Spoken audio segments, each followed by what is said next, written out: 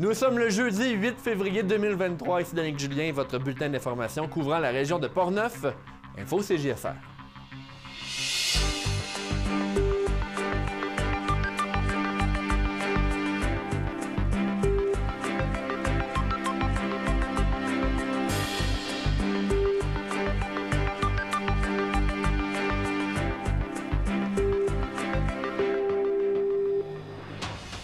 Un incendie mortel a eu lieu dans la région de Portneuf à Saint-Raymond ce lundi en après-midi. Les citoyens de Saint-Léonard se sont réunis ce mardi pour une consultation publique concernant l'avenir de leur église. Charles Laviolette s'est entretenu avec M. Marcel Gagné, ancien DG de Sainte-Catherine. Et finalement, on parle avec Luc Thibault du Métal Perrault de Donnacona de la fin de saison. Bonne émission!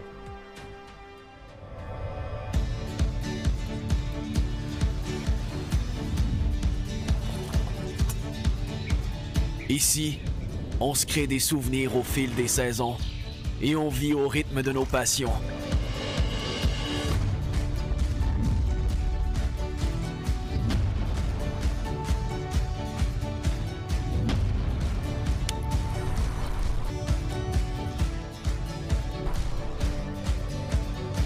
Ici, quand l'aventure nous appelle, on répond.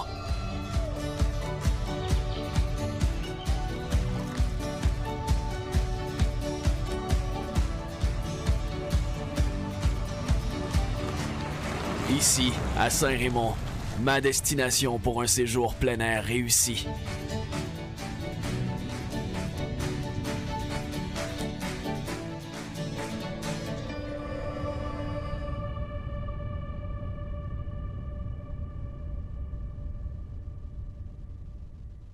Mesdames, Messieurs, bonsoir. Un incendie mortel est survenu à Saint-Raymond sur la rue Saint-Joseph ce lundi alors que celui-ci s'est déclaré aux alentours de 13h30. La victime est une sexagénaire qui vivait dans un appartement au-dessus du commerce Pro Nature. Une enquête a été effectuée par les policiers. Il a été déterminé que cet incendie était dû à une cause accidentelle. Une cinquantaine de pompiers sont intervenus alors que les services de Saint-Basile et Sainte-Catherine ont prêté main forte aux pompiers de Saint-Raymond. Il s'agit du troisième incendie mortel qui touche Saint-Raymond depuis le début de 2024. Il faut également dire que pour le commerce qui est là, le Pro Nature, les dommages ont été minimes.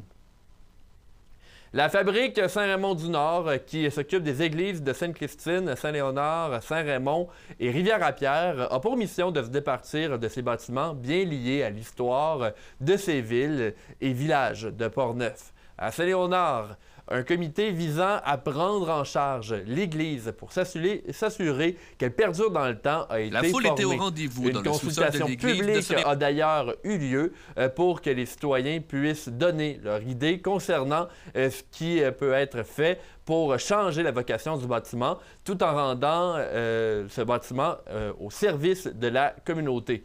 J'étais sur place lors de l'Assemblée consultative. Voici mon reportage. La foule était au rendez-vous dans le sous-sol de l'église de Saint-Léonard de Portneuf cette semaine.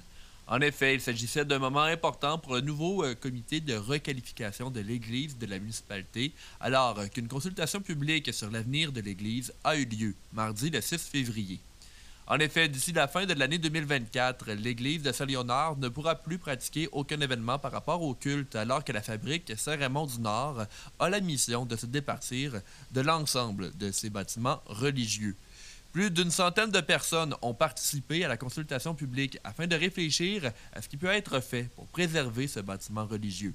La situation de l'église de Saint-Léonard est loin d'être la première au Québec, comme l'a dit Mme Denise Poirier, membre du comité de requalification de l'église de Saint-Léonard. Depuis 20 ans, près de 663 lieux de culte ont été fermés au culte au Québec. Parmi eux, 119 ont été démolis en raison notamment du manque de projets pour les requalifier. 159 autres lieux sont toujours en attente de projets et 385 lieux ont été reconvertis, la majorité à des fins communautaires. Plusieurs raisons poussent le comité de Saint-Léonard à s'activer pour protéger l'Église. Voici Mme Poirier à ce sujet. L'importance qu'on accorde à protéger le patrimoine bâti. C'est une des raisons, c'est pas la seule. L'Église, c'est un des rares bâtiments patrimoniaux de notre paroisse, de notre municipalité. c'est certainement le seul qui est monumental. Il y en a peu. Cette église-là, elle a été construite, payée, entretenue par vos ancêtres. Personne d'autre n'a payé l'Église que vos arrière-arrière-grands-parents, vos grands-parents, vos parents. Hein. Il fut d'ailleurs une époque où la dîme, la cotisation pour faire vivre l'Église, était obligatoire sous peine d'être excommuniée. Ça nous est, c'est important à nos yeux que ce patrimoine-là soit légué aux générations futures. Ça, c'était que la première de toutes les bonnes raisons qu'on a d'aller de l'avant. La deuxième, c'est de sauvegarder tout ce que l'Église est, en plus d'une église, c'est-à-dire ce centre, ce lieu de socialisation à propos duquel j'ai élaboré tout à l'heure. On ne veut pas perdre tous ces usages-là qui sont essentiels pour nous. Et je rappelle, par exemple, qu'une garderie, c'est quand même quelque chose de très important. C'est insuffisant. Heureusement, il y en a plusieurs. Mais garder la garderie dans la sacristie, c'est vraiment quelque chose qui nous tient à cœur aussi. Le comité de revitalisation de l'église de Saint-Léonard de Portneuf explore depuis quelque temps ce qui a été fait ailleurs dans la région. Mme Poirier mentionne avoir discuté avec M. Marc Duval, chargé de projet du relais de la Pointe aux Écureuils à Donnacona. En effet, le projet de Donnacona est en fonction depuis 10 ans maintenant et fonctionne bien à titre d'un véritable centre multifonctionnel. M. Duval était lui-même présent lors de la consultation publique du 6 février. Voici ce qu'il avait à dire pour conseiller les Saint-Léonardois dans leur démarche. Les conseils, moi, que je donnerais, c'est d'essayer de trouver une multitude de petits projets à l'intérieur du grand projet et d'avoir des sources de revenus indépendantes de chacun. Fait que si on, par exemple, ici, j'ai vu qu'il y avait une garderie dans la sacristie, quelle bonne idée. Déjà, il y a des revenus qui rentrent. Bon, les revenus vont à la fabrique parce que c'est pour payer son locataire. Mais dès que l'organisme fera l'acquisition, on l'espère bien, bien, il pourra maintenant avoir des revenus déjà récurrents qui vont y arriver. Comprendre que les subventions, c'est intéressant, mais ça a une limite. Donc, il faut essayer de s'autosuffire dans le projet. Nous, on dit qu'on s'autosuffit à 70-75 %. Alors, on va chercher des sources de revenus autres que le gouvernement, que la ville, que Desjardins et tous les autres donateurs de ce monde. Lors de la soirée, le directeur général de la fabrique Saint-Raymond-du-Nord, M. Eddy Alain, a expliqué à la population les raisons qui expliquent pourquoi la fabrique se départit de ses églises. Voici un extrait. Alors, pourquoi cela? Pourquoi ils ont décidé de faire ça? Alors, les fidèles à la messe du dimanche, bien, ils seront rares. Pour ceux qui viennent, vous en constatez le cas. Les fidèles qui sont là vieillissent. La relève n'existe pas. Il n'y a pas de membership. Si on aurait des cartes de membres à vendre, ça ne sera pas très payant parce qu'on n'a pas beaucoup de nouveaux. Conclusion, pas de suite pour un futur proche. Alors, quand on dit proche, c'est très proche. C'est la même chose pour les prêtres. Hein. Vous savez, dans Portneuf, un de nos 3 curés, qui est l'abbé Tailleur, qui est un homme important au diocèse de Québec parce qu'il a une autre fonction. Alors lui, il a dû quitter pour aller donner un coup de main au diocèse et il est remplacé par un évêque retraité. M. Alain a expliqué également qu'aucune église n'était rentable dans la fabrique Saint-Raymond-du-Nord et que selon les prévisions, 2024 enregistrerait un déficit de 160 000 $ pour la fabrique, une raison de plus pour vendre. En parlant de la vente, le diocèse de Québec rend très compliqué les ventes à 1 $ et souhaite vendre les églises au prix des terrains qu'elles occupent. Pour Saint-Léonard, cela tournerait entre 25 et 30 000 $, selon M. Eddy Alain. Ce dernier affirme également que tout est fait du côté de la fabrique pour permettre la vente à 1 $, mais que pour ça, ça prend des projets qui plairont au diocèse. Voici d'ailleurs M. Alain qui explique quel genre de projets sont les plus susceptibles d'être approuvés. En fait, là, je vous dirais que tout ce qui est communautaire, tout ce qui est relié, tout ce qui est municipal, salle communautaire, activités diverses, ça, c'est vraiment bien. Là. Moi, je ne crois pas que ça va causer un problème. C'est quand on est rendu à l'étape de vendre à des promoteurs ou à n'importe qui, à une église, là, c'est là qu'ils vont poser des questions à savoir. D'ailleurs, ils nous les posent des questions. On a une liste de questions et c'est quoi le projet? L'exercice qui a été effectué par les citoyens de Saint-Léonard ce lundi permettra en théorie au comité de requalification de l'Église de construire de bons projets s'adressant à l'ensemble de la communauté. Du côté de la municipalité, le maire Archil Gladius se réjouit de voir l'enthousiasme de la population vis-à-vis de la consultation publique. On l'entend. Comme vous dites, pour moi, ce soir, c'est une soirée réussite. Je vois les gens s'impliquer. Ça, c'est très important. Pour l'année d'un bâtiment qui est l'église, ici à Saint-Léonard, qui est quand même important pour le futur de la communauté. Et je vois, là, je les vois travailler chacun de leur côté, là. Puis il y a beaucoup d'idées qui doivent se brasser là, devant chaque atelier qui se font en ce moment. Fait que pour moi, là, c'est sûr, pour le comité, pour les élus, c'est très encourageant. Puis on espère que ça va aller de l'avant. Des personnes de tous les âges sont impliquées dans le dossier. Pour les jeunes, il est aussi important de préserver le bâtiment historique. Voici les propos du vice-président du comité de requalification de l'Église, Raphaël Benoît. Bien, je pense que c'est important parce que j'ai une pensée tout le temps pour les ancêtres vraiment là, qui ont bâti ce lieu-là, qui l'ont entretenu, qui ont investi beaucoup d'argent aussi dedans. Puis en fait, bien, de laisser un lieu comme ça à l'abandon, bien, ça me ferait un peu de la peine par rapport à ça. Fait que c'est sûr que ça me motive beaucoup à m'impliquer parce que je crois vraiment qu'on peut faire quelque chose avec ce bâtiment-là. Puis que surtout la jeunesse, on sent qu'il y a une effervescence aussi à Saint-Léonard, puis qu'on a un beau terrain de jeu vraiment à s'approprier puis à s'impliquer. Donc ça donne le goût là, de vraiment mettre plus de temps là-dedans puis d'énergie. Alors que la consultation est maintenant terminée, le comité devra prendre compte des idées de la population concernant l'avenir de leur église. C'était Danick Julien pour CJSR. Je le prends en note. C'est quelque chose qui est revenu dans la foulée de l'organisation du comité. Cet hiver, la ZEC Batiscan Nelson a ajouté des tarifs de passage pour les motoneiges qui circulaient sur son territoire. Et la situation a entraîné une véritable levée de boucliers, si bien que les propriétaires terriens de Saint-Raymond, par exemple, ont souhaité refuser le passage des motoneigistes sur leur territoire. La MRC de Portneuf a été mise au courant du dossier, comme la ville de Saint-Raymond.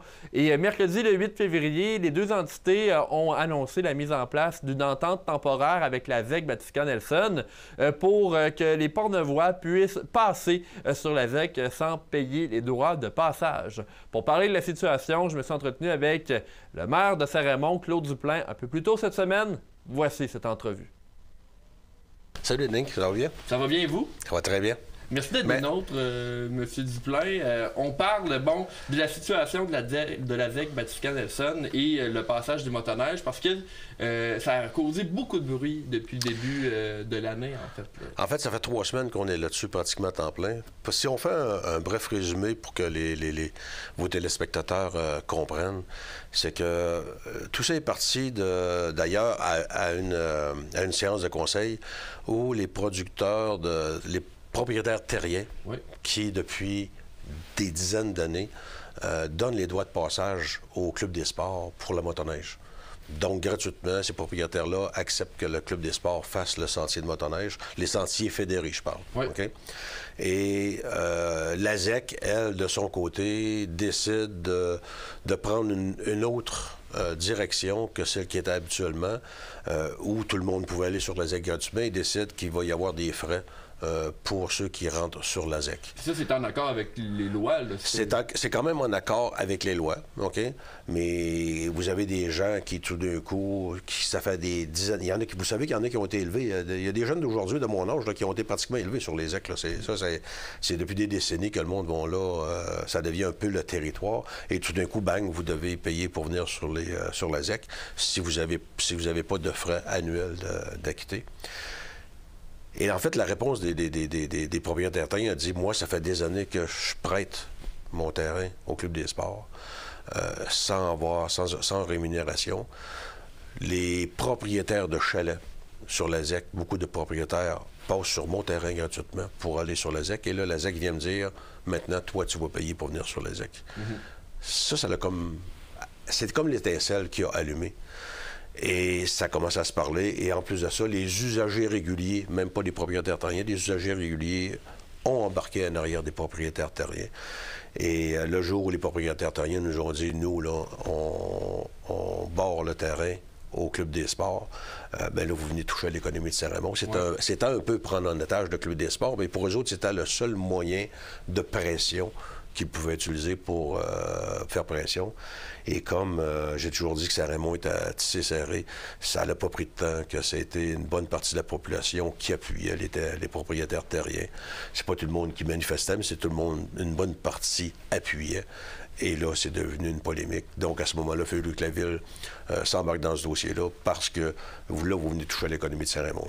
Parce qu'au départ, justement, Saint-Raymond était plus ou moins impliqué comme c'était une décision de la ZEC, mais avec justement l'effet boule de neige, pour faire un jeu de mots, c'est de là que... C'est de là que la Ville s'est impliquée. Et là, on peut en faire une histoire courte parce que ça a duré pendant 3 semaines. Je ne veux pas m'élaborer sur tous les sujets. C'est il y avait des discussions, mais on a réussi.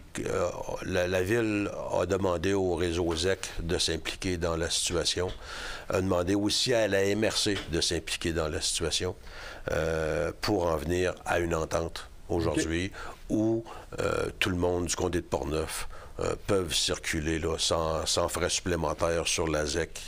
Donc on revient à la normale. On revient pas tout à fait à la normale parce que si vous restez à l'extérieur, si vous demeurez, votre lieu de résidence est à l'extérieur de Saint-Raymond, du comté de Portneuf, vous devez payer vos droits d'accès. Okay. Mais pour les résidents du comté de Portneuf, il n'y a pas d'autres frais là, à payer pour aller se promener en motoneige. Je dis bien en motoneige l'hiver. L'entente, à partir du 1er février jusqu'au temps Tranville, ça c'est quand on voyage en motoneige. Si vous allez utiliser les services de la ZEC, soit pour la pêche blanche ou dans des forfaits que la ZEC font, bien ça, vous devez payer de toute façon vos forfaits, là, ça n'enlève pas ça. Là. OK, donc on parle vraiment pour les passages à motoneige. Les passages à motoneige. Et ce qui fait justement qu'il a débuté cette fameuse polémique-là. Et bon, donc cette entente-là, ça reste temporaire. Là, donc c'est pour le moment, pour la fin. C'est pour le moment parce que dans l'entente qu'on a pris, il y a différentes choses qu'on a prises. C'est-à-dire qu'il y a cette entente-là où les gens vont circuler comme ils circulaient avant, les résidents sur la ZEC sans payer, à moins d'utiliser des forfaits, comme on dit. Il y a aussi le fait que le réseau ZEC va s'occuper de rassembler les ZEC pour avoir possiblement une entente inter-ZEC.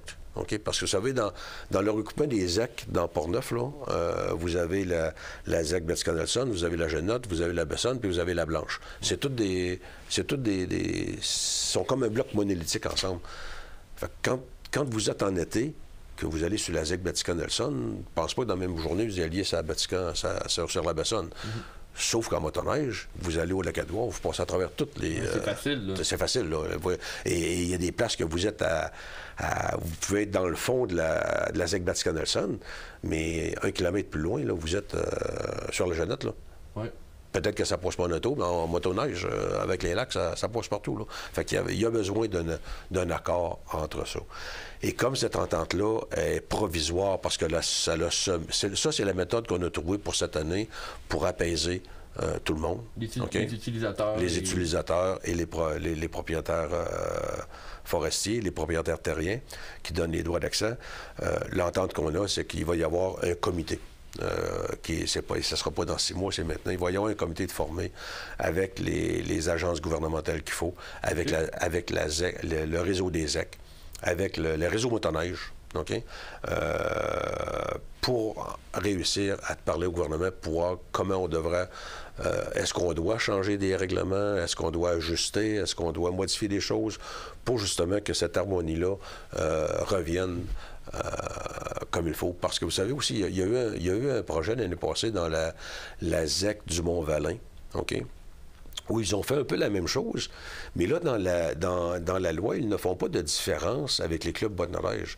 Fait que l'année dernière, la ZEC Valin, du Mont-Valin, les usagers qui étaient sur le sentier motoneige fédéré auraient dû payer un droit d'accès. Mais ça n'a pas de bon sens, là, parce que, je veux dire, tu sais, les usagers de motoneige, c'est des dizaines de motoneiges, des centaines de motoneiges qui passent par jour, là, et vous avez payé votre droit d'accès au club motoneige, donc de s'enregistrer ou de payer un autre frais.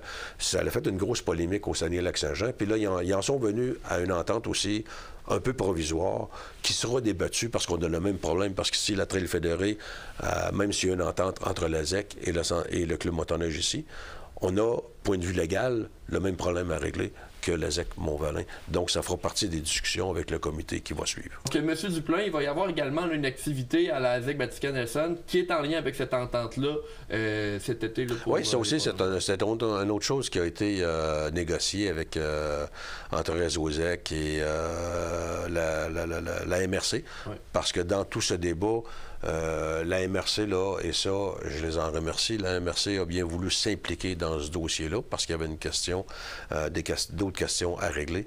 Et avec le préfet et avec le réseau des maires, ils ont décidé d'embarquer dans ce dossier-là. Et dans une des choses qui est sortie de la MRC que j'ai bien aimé, c'est d'organiser une grosse journée porte ouverte pour faire découvrir la ZEC. Parce que la ZEC Vatican-Nelson, c'est une des belles ZEC au Québec, une des plus grandes. C'est un joyau qu'on a. OK? Et ça fait partie aussi de tout ça, dans toute cette... Tout le monde est d'accord à dire que c'est un joyau. C'est une ZEC qui est bien gérée. OK? Il n'y a personne qui a... Il n'y a jamais eu de discussion sur les forfaits d'été, sur le fait que le monde, quand tu y vas l'été, il faut que tu prennes ta passe et tout ça, parce qu'il y a l'entretien des chemins. Les ZEC, il faut qu'il y ait de l'argent aussi pour entretenir cette ZEC-là. Ça, il n'y a jamais eu de discussion là-dessus. C'était justement sur les forfaits d'hiver. Et cet été, avec la MRC et la ZEC, on va organiser une grosse porte ouverte, journée gratuite pour la population, pour que la population vienne découvrir c'est quoi une ZEC. Et surtout, cette ZEC-là, les beautés sont extraordinaires. Fait que 3 choses de discuter principalement. Plus de frais pour aller soupçonner sur la ZEC, le comité qui va être conjoint, qui va être fait, la journée porte ouverte. Et il y aura d'autres choses. Il y a des choses qui ne sont pas dans l'entente présentement, mais qui sont dans les discussions, puis que je pense qu'ils vont être... qui vont venir dans le comité, là. Exemple, est-ce que les villes ne devraient pas avoir un siège sur les ZEC ou des choses comme ça, pour avoir plus de meilleure communication entre les organismes à Saint-Raymond. Et ça, c'est important. À Saint-Raymond et dans le comté, puis ça, c'est important.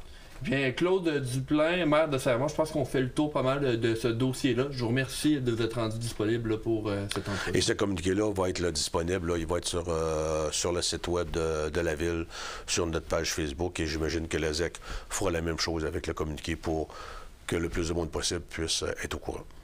Eh bien, je vous remercie d'avoir été là. Merci. Merci. Au retour de la pause, on vous parle de l'ancien DG de Sainte-Catherine, M. Marcel Grenier.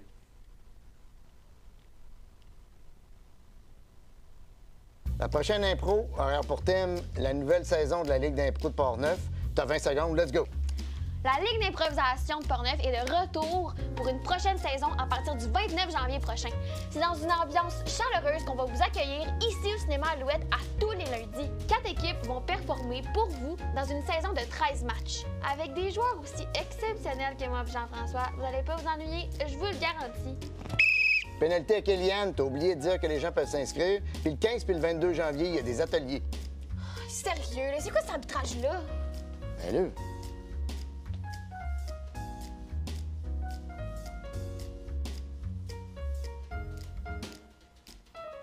Du 12 au 16 février 2024, près de 400 militaires vont effectuer des exercices dans le secteur ouest de Portneuf. Ces militaires proviennent de la base de soutien de la 2e division. L'exercice est nommé Rafale Blanche. Voici la carte des itinéraires qui seront empruntés par les militaires. Même si la plupart des sites où se dérouleront les scénarios seront isolés, la population peut s'attendre à voir des déplacements de troupes, de véhicules militaires, de motoneiges, des survols d'hélicoptères ainsi que des coups de feu sporadiques. Évidemment, des balles à blanc seront utilisées. Les mesures nécessaires ont été mises en place afin de minimiser les impacts sur la population et l'environnement. À cet égard, le bruit sera maintenu au minimum pendant la nuit. Il s'agit évidemment d'un exercice qui permettra aux unités participantes d'effectuer de l'entraînement de reconnaissance, de sécurité et d'assurer le maintien des compétences blindées tout en permettant aux soldats de parfaire leurs connaissances dans un milieu qui ne leur est pas familier. La planification de l'exercice a été effectuée en collaboration avec les autorités municipales, la Sûreté du Québec et les Forces armées canadiennes. L'équipe d'Alcoa de l'aluminerie de Deschambault a remis une contribution record à l'organisme Centraide Québec et Chaudière-Appalaches. En effet, 211 429 $ ont été remis à l'organisme qui, chaque année, aide évidemment plusieurs organismes de Portneuf. La grande équipe de Deschambault s'implique auprès de Centraide depuis maintenant 29 ans et on totalise un soutien de plus de 2,5 millions de dollars grâce à la générosité des employés, jumelés aux dons corporatifs annuels. Encore cette année, les ambassadeurs Centraide d'Alcoa ont poursuivi leur lancée en multipliant les efforts afin de faire de la campagne 2023 une réussite par la sollicitation de dons et en organisant aussi un encamp virtuel. Selon le directeur général de l'usine de Deschambault, M. Pascal Rochette, les résultats de la campagne Centraide 2023 témoignent des bonnes valeurs qui habitent les employés de l'usine afin de venir en aide aux personnes dans le besoin. Cette aide sera bénéfique pour les gens de Portneuf. Le club des Lions de Saint-Raymond cessera ses activités au courant de l'année 2024. En discussion avec M. Denis Beaulieu, l'actuel président du club ainsi que fondateur, il nous indiquait que le manque de personnel était l'une des principales causes de la fermeture. Selon lui, les mœurs ont changé et la population est bien moins encline à donner du temps en tant que bénévole qu'en 1984 lors de la création du club. Le Club des Lions a incité l'engagement communautaire à Saint-Raymond pendant de nombreuses années. Des activités auront tout de même lieu du côté du club d'ici l'été. Cette année, à Sainte-Catherine, M. Martin Carreau prend la charge de la direction générale de Sainte-Catherine qui était auparavant assurée par M. Marcel Grenier, qui a travaillé à la ville pendant 50 ans. Charles Laviolette s'est entretenu avec lui. On écoute l'entrevue. En poste depuis 1974, Marcel Grenier, directeur général de la ville de Sainte-Catherine de la Jacques-Cartier, prendra prochainement sa retraite. Pendant un demi-siècle, M. Grenier a assuré une continuité au sein de la municipalité et a vu passer 5 maires durant son mandat.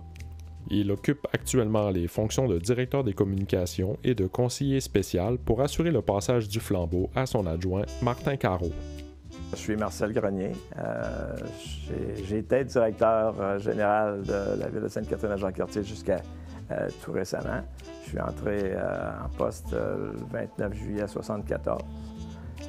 Et là, maintenant qu'on a trouvé mon successeur, je fais des communications, du coaching, de la formation pour encore, à temps réduit pour encore une année et demie. Il n'y a pas eu tant d'étapes que ça. Quand je suis entré, on était régi par le code municipal. Puis au code municipal, le directeur général, ça n'existait pas. C'était le secrétaire trésorier. Le secrétaire trésorier, c'était l'équivalent du directeur général. Alors moi, je suis arrivé, j'étais secrétaire trésorier. Donc, c'était à peu près la même chose. Le titre était différent, mais c'était le même travail. Puis, lorsqu'on est passé à la loi sur les cités et villes, bien là, je suis devenu directeur général. Mais ça n'a pas changé grand-chose. J'étais directeur général, greffier, trésorier. Le titre avait changé, mais le travail était le même. Donc, depuis toujours, on peut dire que je suis à la direction générale de la ville de Sainte-Catherine depuis mon entrée.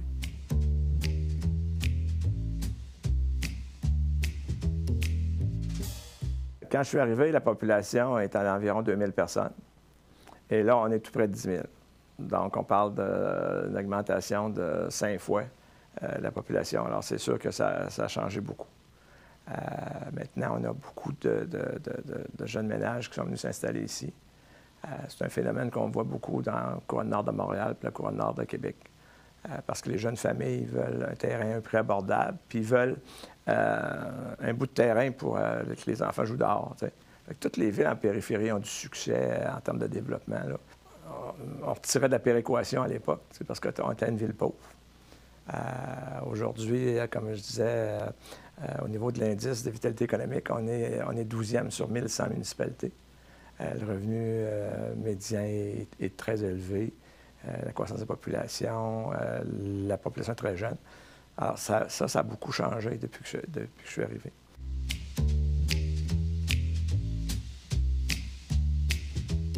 Ça évolue pas toujours pour le mieux parce que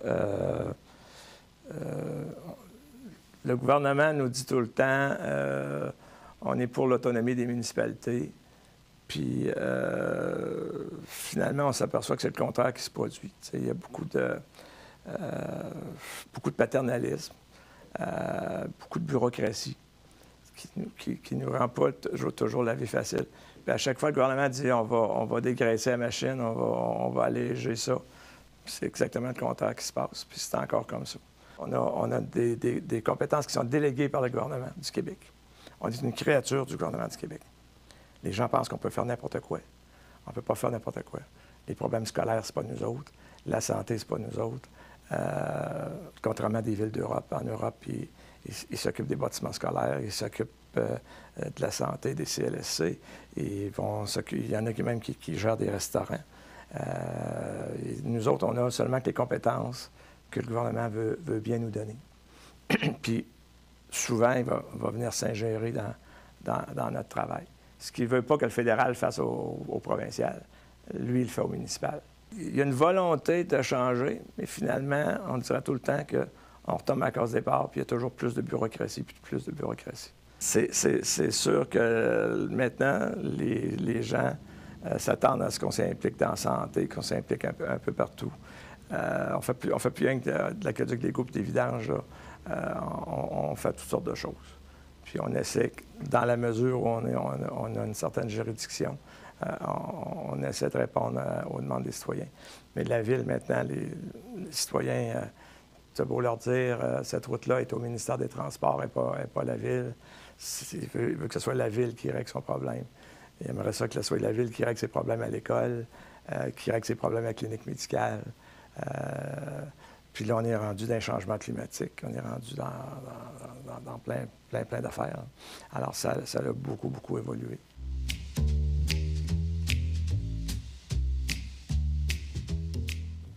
Le conseil a engagé Martin Carreau, qui est un ingénieur de formation, qui était le directeur des services techniques. Martin était aussi mon adjoint. Alors, on avait prévu depuis longtemps que Martin prendrait ma place. Donc, on a planifié ma retraite, ça fait longtemps. Même je devais partir un petit peu plus tôt, puis M. Delbecq m'avait demandé de rester 4 ans de plus. Puis là, j'ai dit, bon, on va faire 4 ans ensemble de plus, mais je vais faire 2 ans comme DG, 2 ans pour faire du coaching, des communications, puis on va préparer Martin pour la relève. Alors, Martin, ça fait 25 ans qu'il est dans la boîte, donc il connaît la ville complètement. Il a une bonne formation, puis on l'a vu aller, on l'a vu évoluer. C'est quelqu'un qui a un très, très bon jugement, puis qui est capable de prendre la succession. Donc, il y aura pas... ça ne sera pas un choc que je sois parti. Là. Puis la stabilité dans une ville, c'est important. Les élus peuvent changer, quoique même au niveau des élus, on a été gâtés parce qu'on a 2 maires qui ont fait 16 ans. Puis on en a un, présentement, M. Delbecq, qui va bientôt avoir ça, 16 ans. Alors, là, il est rendu, je pense, à 11-12 ans. Puis il va probablement faire un autre mandat. Alors, ça aussi, ça contribue à la stabilité. Tu sais, si tu changes de maire à tous les 4 ans, puis tu changes de DG tous les 4 ans, bien, c'est sûr que la boîte, là, ça vient un peu fou dans la boîte. Là. Alors, nous autres, on a été chanceux. Notre personnel, on a su les garder. Et puis, nos maires, bien, ils ont fait des longs mandats. En fait, sur pratiquement 50 ans de carrière, j'ai eu seulement 5 maires.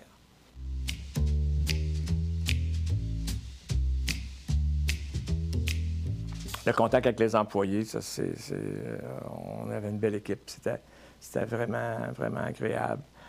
Les communications, j'ai beaucoup aimé ça. Quand je suis arrivé, c'est moi qui ai parti le journal municipal. Je faisais toutes sortes de choses. Quand je suis arrivé, je faisais du greffe, de la trésorerie, de la sécurité civile. J'étais secrétaire de la commission des loisirs, secrétaire de la commission d'urbanisme. J'ai touché à tout. Puis j'ai beaucoup aimé ça. La relation avec les élus aussi, c'était agréable. C'est un métier que j'ai toujours aimé.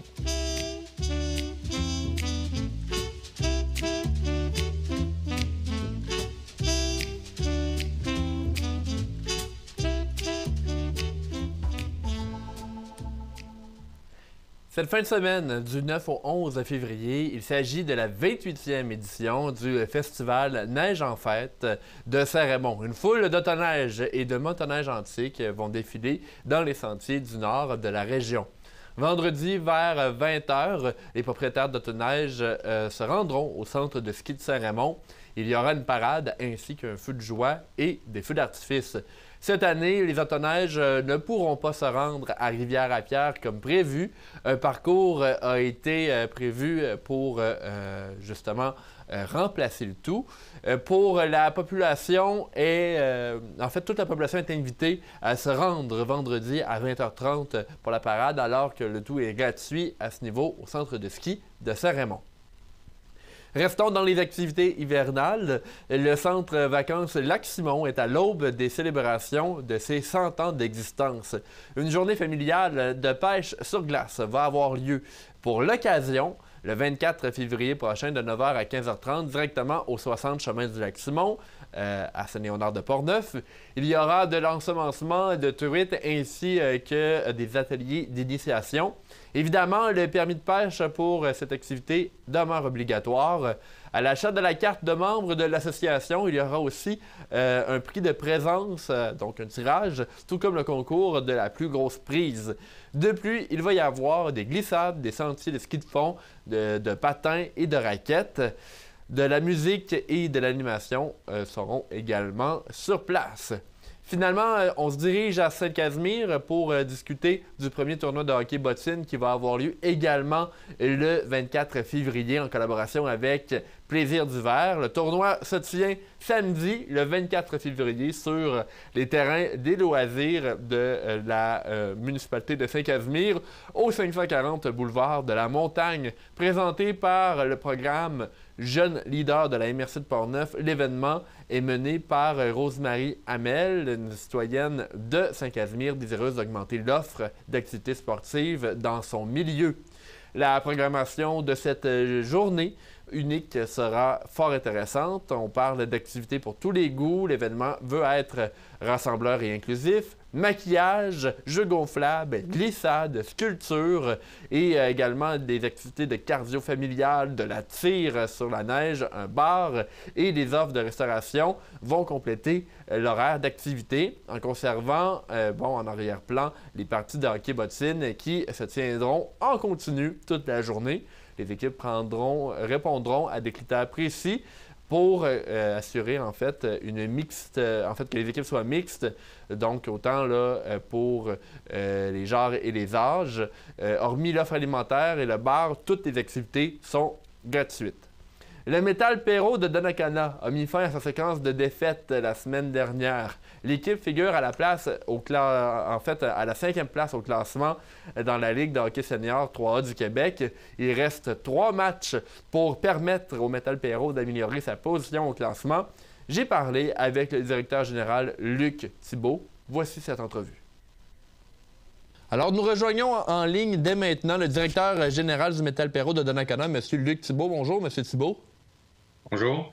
Merci d'avoir accepté l'entrevue de CJSR. On veut parler de votre saison qui, quand même, tire à sa fin pour la Ligue de hockey senior 3A du Québec. Monsieur Thibault, comment s'est passée justement la saison? Et j'aimerais peut-être qu'on commence par le début de la saison pour en arriver là, aux matchs là, qui ont été faits plus récemment. Bien, notre début de saison a très bien été. On était, j'ai l'impression, encore sur l'allée de la fin de saison l'an dernier. On est allé chercher des victoires serrées, mais on a quand même réussi à se monter une bonne fiche en début de saison là, jusqu'à début décembre. Là, ça a bien débuté. On était au premier rang du classement général pendant pas mal tout ce temps-là.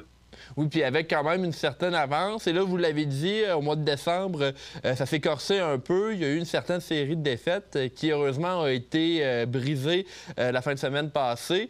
Mais bon, pouvez-vous nous parler un peu là, de ce passage-là de votre équipe? Bien, disons que malgré le bon début de saison qu'on avait, on jouait peut-être pas nécessairement de la bonne façon. Il y a beaucoup de petits détails qu'on faisait pas. Puis tous les clubs s'améliorent, tous les clubs se stabilisent, les chimies se créent, puis y a des clubs qui ont joué beaucoup mieux que nous pendant une bonne séquence. Puis ça a fait qu'on a collé 6 défaites en ligne. Puis ben franchement, on se demandait quand est-ce que ça se terminerait parce qu'on avait l'impression de jouer de mieux en mieux, mais les victoires venaient pas. Puis souvent, ben, quand tu es sur une mauvaise séquence, ben le stress embarque. Fait que là, il y a des jeux que normalement tu compléterais. On dirait que la rondelle vire pas pour toi. Fait que on a fini par se sortir de là dimanche dernier.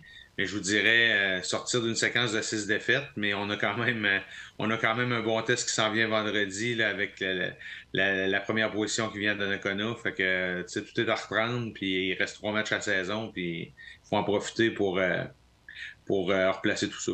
Et j'imagine, parce que là, je regardais juste avant qu'on commence l'entrevue, M. Thibault, que le classement, bon, vous dites Granby va venir justement vous voir. Ils ont en ce moment 27 points au classement. Vous êtes quand même en 5e position, mais avec 22 points. Donc, ces 2 points qui, si vous gagnez, seraient très importants justement pour augmenter votre position au classement.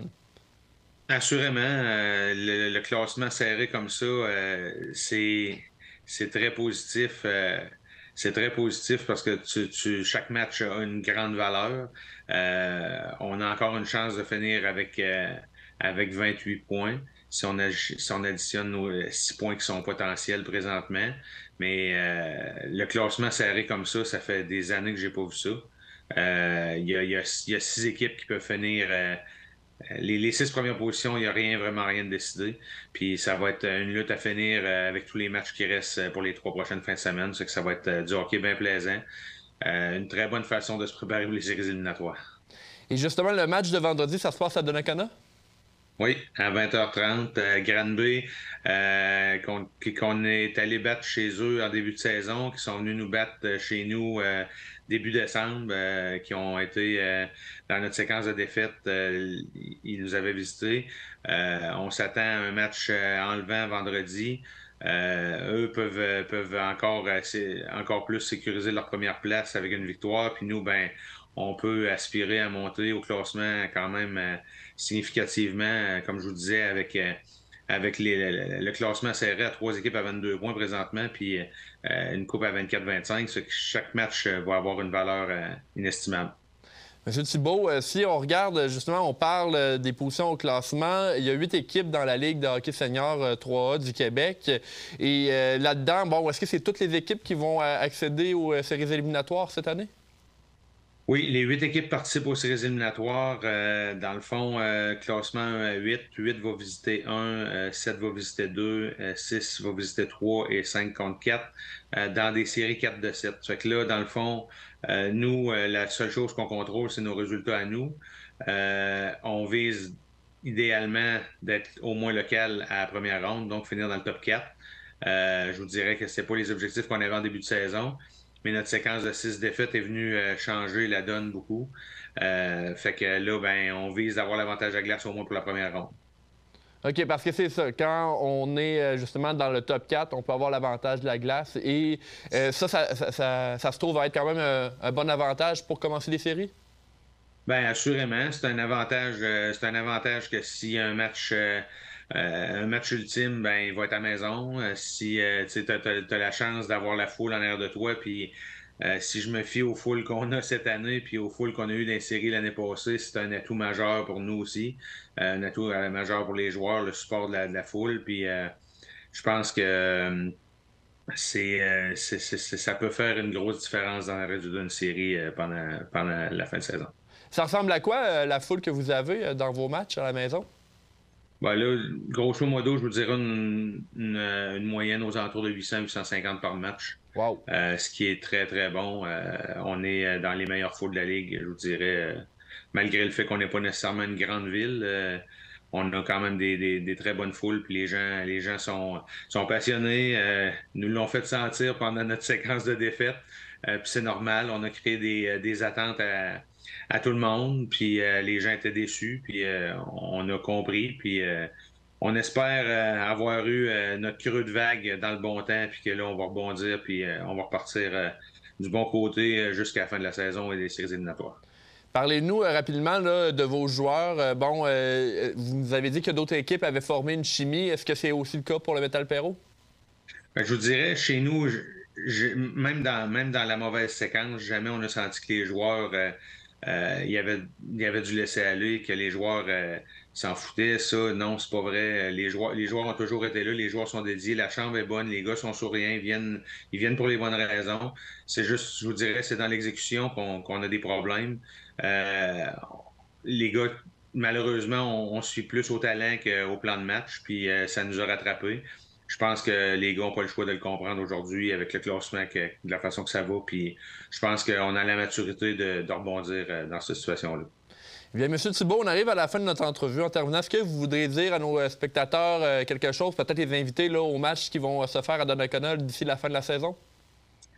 Bien, vous êtes plusieurs à nous avoir suivis depuis le début de la saison. Vous étiez plusieurs dans les séries éliminatoires l'année passée. Oui, on a eu un creux de vague, mais on continue à travailler fort. Il nous reste un match à domicile dans la saison régulière. C'est vendredi contre Granby, contre la première position. Un match qui est déterminant pour nous. Puis après ça, on va avoir 2 matchs sur la route à des destinations qui sont quand même pas loin. Je sais qu'il y a beaucoup de gens qui nous supportent sur la route aussi. On s'en va à Plessisville vendredi le 16, puis on va à Nicolette vendredi le 23 pour terminer la saison. Puis à partir de la première fin de semaine de mars, ça va être le début des séries éliminatoires. Puis on espère vous voir en aussi grand nombre que l'année passée. Monsieur Luc Thibault, directeur général du Métal Perrault de Donnacona, je vous remercie d'avoir été des nôtres. Merci beaucoup. Au retour de la pause, Robert Tremblay nous livre un reportage sur le centre d'expertise en biomasse de Portneuf à Saint-Marc-des-Carrières.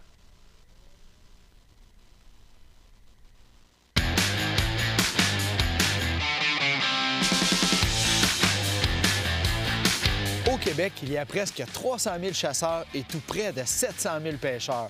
Leur activité entretient tout près de 28 000 emplois. C'est pas rien, ça. Je m'appelle Samuel Gendron et je vais vous en parler en 2024 avec ma nouvelle émission Chasse et pêche dans la peau. Des entrevues, des reportages, de l'information sur la biologie des animaux. Attendez-vous à des découvertes.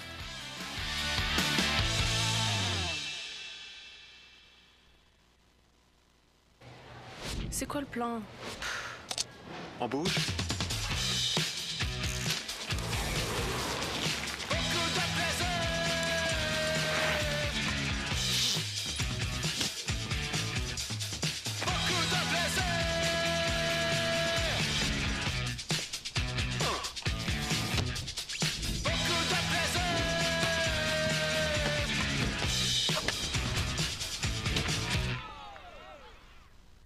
La biomasse est une source d'énergie à développer au Québec depuis plusieurs années à Saint-Marc-des-Carrières. Jean-Pierre Naud travaille fort pour que le centre d'expertise de Portneuf soit bien fonctionnel. Robert Tremblay a réalisé un reportage.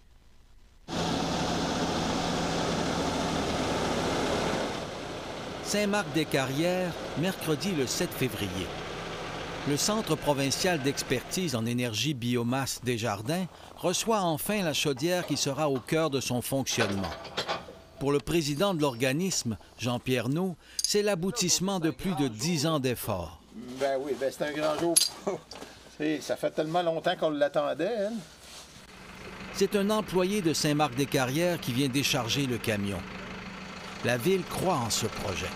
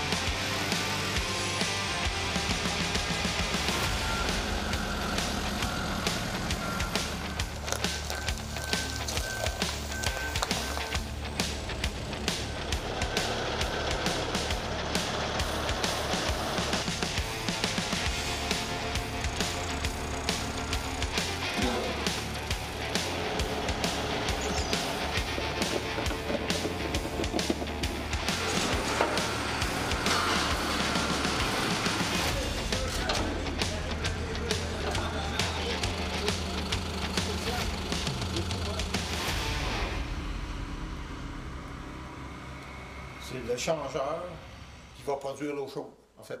Okay. C'est là-dedans que sont les tubes pour, qui vont récupérer la chaleur du brûleur pour la transmettre à l'eau. Okay. Donc ça, c'est un système qui a 300 kW de puissance, qui est en mesure à peu près de chauffer, on va dire, 25 maisons. Ça vous donne une grandeur d'idée. Ça pour le fonctionnement d'un hiver, ça va demander environ 300 tonnes de copeaux de combustible. OK, puis ça, c'est pas un problème à trouver, ça? Ah, c'est vraiment pas un problème à trouver. Nous, ici, dans 2 municipalités, on a 3000 tonnes de disponibles. Puis c'est résiduel, on n'a même pas besoin de couper une branche. Ça, c'est des panneaux qui vont être fixés sur le silo. Sur le silo d'alimentation du copeau pour la chaudière. Puis l'autre affaire ronde, une espèce de cheminée, là? Ça s'appelle un cyclone. Donc, lui, le cyclone, son rôle, c'est il va venir filtrer les fumées qui sont émises par la chaudière, le brûleur, puis il va enlever toutes les particules fines pour s'assurer qu'il n'y a rien qui sort à la cheminée. Donc, c'est le système de filtration, de captation des particules fines. C'est pour ça que ces systèmes-là, c'est complètement différent d'un système d'un poêle au bois qui n'a pas de combustion contrôlée puis qui n'a pas ce genre de filtreur-là. Ces tuyaux-là, ce sont les tubes dans lesquels tournent les vis pour approvisionner en combustible le brûleur. Donc ça, c'est le lien, autrement dit, entre les tubes qui alimentent le brûleur, puis ces tubes-là partent de l'extérieur du silo, vont passer à travers les petits carreaux qui sont là dans les murs, pour venir rentrer à l'intérieur pour alimenter le brûleur en combustible. Ça, maintenant, ces vis-là, c'est quoi? En fait, c'est les vis qui vont alimenter le brûleur en biomasse. Donc, les vis sont installées dans les tubes qu'on vient de voir. Et ils vont transporter la biomasse de l'extérieur, du silo extérieur, à l'intérieur. Donc, ici, on a le brûleur qui va être installé sur notre échangeur. Il est multi-combustible. Donc, on peut mettre des résidus agricoles, des résidus de bois. On peut mettre même du bois déchiqueté. C'est un peu particulier parce que c'est des commandes spéciales qu'on a fait pour le centre d'expertise parce qu'il y a des territoires qui ont énormément de bois déchiqueté qui, présentement, va à l'enfouissement. Donc, on va donner des formations avec notre équipement pour les gens qui veulent apprendre à calibrer des brûleurs avec du résidu local. En fait, il faut toujours s'adapter en fonction de l'intrant qui est local. Il faut réduire le déplacement. Puis du bois déchiqueté, c'est pas la même chose que des copeaux, là? Non, du bois déchiqueté, c'est du CRD qu'on appelle, du bois de déconstruction.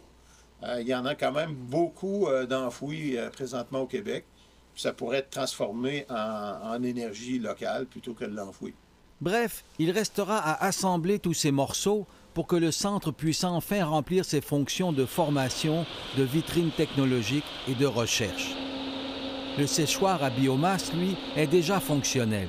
La souveraineté énergétique puis alimentaire, bien, c'est la base de la vitalité économique des régions. C'est dans les régions qu'on installe des barrages, qu'on inonde les régions pour produire l'électricité, puis c'est dans les régions qu'on installe aussi des éoliennes. Mais la biomasse, là, c'est une matière première qui appartient aux régions. Puis c'est comme pas normal qu'on enfouisse de la biomasse en milieu rural, puis qu'on chauffe une église à l'électricité lorsqu'on manque d'électricité au Québec. Mm-hmm. L'idée, c'est qu'on peut-tu utiliser notre biomasse pour chauffer l'église, puis libérer de l'électricité avec une matière première qu'on a localement partout en milieu rural. Pour une fois que les villes ne peuvent pas nous compétitionner, donc c'est à nous d'en tirer profit. Aubert Tremblay pour CJSR à Saint-Marc-des-Carrières.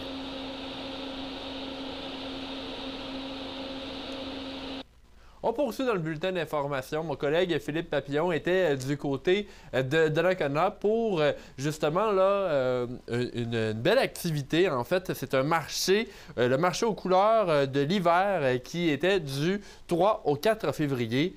Plusieurs artisans étaient sur place. Voici son reportage.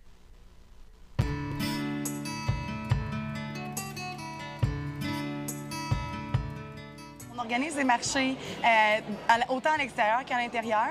Puis on a des activités qui sont gratuites pour les familles et les grands aussi. Puis on a environ 50 à 60 artisans et exposants. 62.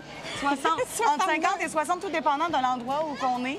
Il y a beaucoup d'artisans qui sont tous diversifiés. Donc, on va aller chercher de la pantoufle, à la nourriture, au miel. On va vraiment chercher de tout style et tout genre. Dans le fond, nous, pourquoi on a commencé à faire des marchés, c'est que moi, je suis représentante Sensi. Mégane est représentante Épicure. Et on avait de la misère à trouver des marchés pour rentrer. Les gens, c'est tous les mêmes petits groupes. Donc, c'est toujours les mêmes conseillères qui font ça. Donc, on s'est dit, bien, pourquoi nous, on va en partir un marché, puis on va participer nous-mêmes à nos propres marchés. Exact. Donc, ça a commencé comme ça. Notre premier gros succès, c'était en octobre. En octobre 2023. Puis c'est ça. Cathy et moi, on a décidé de se lancer. Puis finalement, bien, nous voilà aujourd'hui les folles organisatrices. Puis on crée des événements super grandioses, hein? Vraiment. Bien, moi, je tricote, je ne fais que ça. Mes produits vedettes, bien, c'est les pantoufles avec semelle de feutre antidérapant. Pour toute la famille, ça va de 6 mois aller jusqu'à la grandeur 12-14 pour les adultes. Et j'ai aussi la fameuse mitaine porte-bière qui est mon plus gros vendeur cette année. C'est ça, vous êtes dehors, au feu, en skidoo, peu importe. C'est toujours faites un feu dehors. Vous allez à la pêche blanche. C'est toujours très pratique et très rigolo. Vos amis vont vous en demander quand vous allez en avoir une en main. Fait que c'est surtout ça ma priorité. Puis je fais plein d'autres produits. J'ai des sacs filets, des lavettes, etc. 2 gros jeux gonflables pour la fin de semaine. On a un coin-feu avec 2 gros foyers. Des beignes. Des beignes. Hier, c'était les queues de castor. Exactement. On a la tire d'érable aussi. On a le petit patelin, petit patelin de Cap Santé. On a tellement d'affaires qu'on ne sait plus quoi dire, mais on a vraiment beaucoup. Ce que j'aimerais dire aussi, c'est que nous, oui, on est des organisatrices. C'est vraiment nous autres qui décident, mais on est extrêmement appuyés par la ville. Donc, la ville de Donnacona, c'est un numéro 1 pour nous aider. Ils sont vraiment là. Autant les loisirs, le directeur, le président, tout le monde, le maire, tout le monde.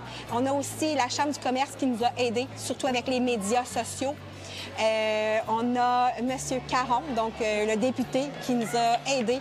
Donc, grâce à lui, on a les jeux gonflables d'Amusement Port-Neuf. Donc, on le remercie énormément aussi de son aide. Puis moi, je peux-tu rajouter quelque chose?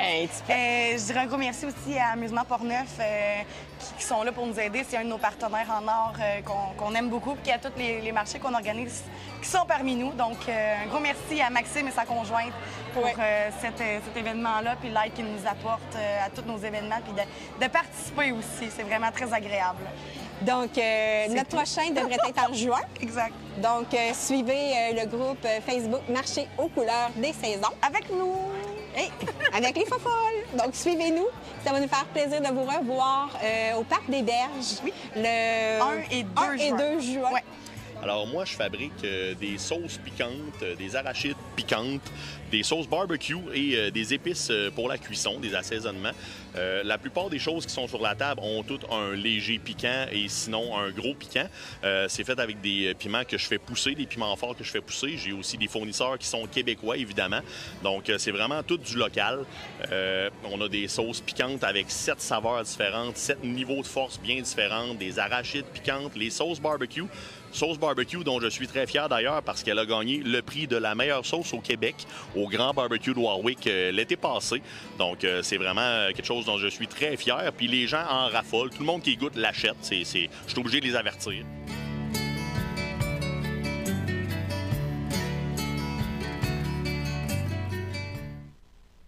On poursuit avec le bulletin météo qui est une présentation de CJSR en commençant avec Philippe Papillon.